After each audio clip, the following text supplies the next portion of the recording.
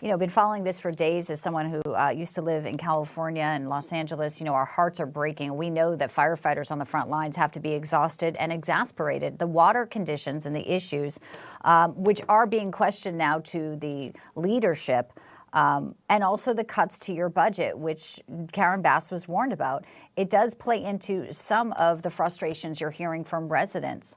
Is there something looking back now that could have been done to prevent some of this devastation? Well, unfortunately, I can't really speak to what Mayor Bass did. CAL FIRE's budget has actually gotten increased because of wildfires like this. And we can see that all the resources that we had pre-positioned in Southern California from the northern part of California, which has sufficient rain and snow, were effective and immediately employed. Mm-hmm. Well, that is good news. So where do things stand right now? You have these active fires and clearly concerned that perhaps one of them may have been an arsonist. Folks are looking at this, and even residents in that one neighborhood in Woodland Hills actually took action and held that person down.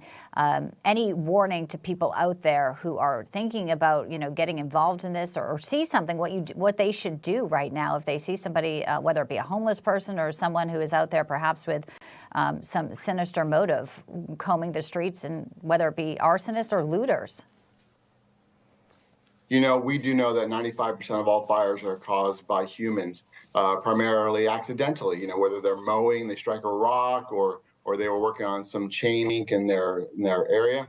But what's important to know is that we need the people to work with us in order to reduce one less spark. That's a national campaign that definitely is important here, because what's happening is that every time we get an additional fire, we're pulling resources away, engaging them, and we are going to do that. Our goal at CAL FIRE is to keep all fires, or correction, 95% of all wildfires to 10 acres or less.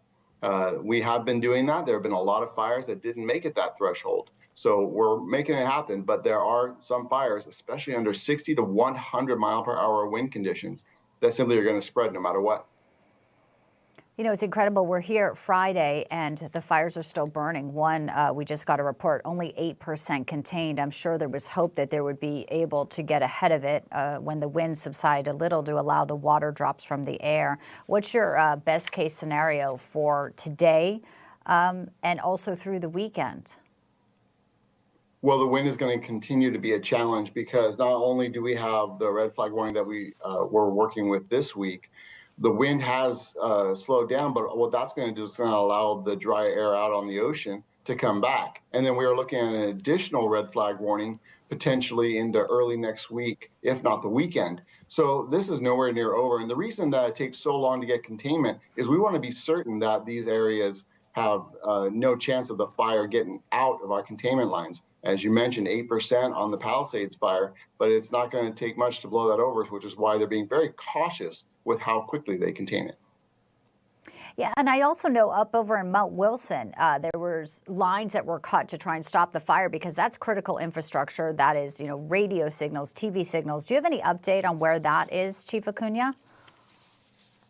I don't have an update on that in particular, but you're correct that we do create a fire line by cutting out areas of grass and brush. One of the challenges the Palisades presented is that the lines that we would have cut would have been people's houses, which we're not going to do that. So we did our best to hold it where it was. But again, 60 to 100 mile per hour winds are not something that a little bit of water is going to be able to do much with.